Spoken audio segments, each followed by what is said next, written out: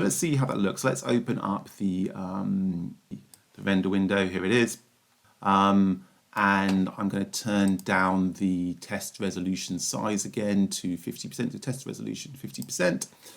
And it does look like it's working, but it looks a bit weird because the background's very, very blue still. So let's select our background object and let's open up the material editor by pressing M on the keyboard.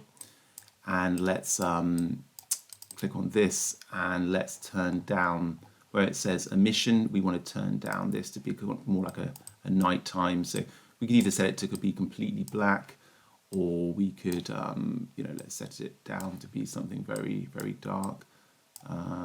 Let's click on OK, see how that looks. Okay, so once you're happy with the color, you can close the material editor and let's bring back our render window. And let's again click on the refresh button to see the render. Great stuff. So you can see now that these lights are actually emitting some light. It's pretty dim, so let's turn that up. There we go. Let's select the actual light. So in order to adjust the intensity of it, let's just find my scene. If I click on the light here and I press Z on the keyboard, that should then frame the object in my scene here. But yeah, in order to adjust the intensity, it's not the mesh you click on, it's the original light thing.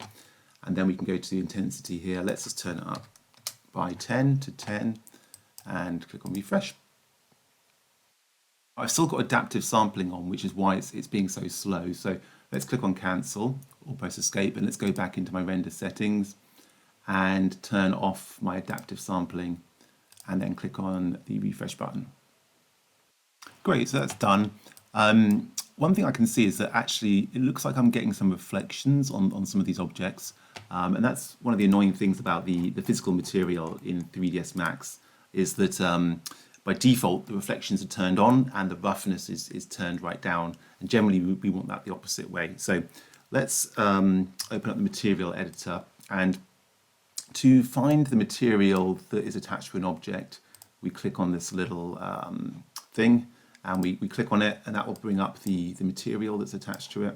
And then if we look in here, let's look at reflections. Yeah, the reflections are set to 1, so we want to turn those right down because those wooden poles shouldn't be reflective.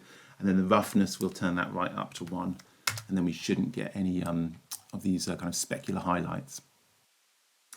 Okay, that's now looking good. I think actually I've still got a bit of, this looks like there's a reflection on that as well. So let's turn that down. Let's get the picker and then let's pick this object and let's have a look here. Yep, again we've got reflections, so let's turn those down.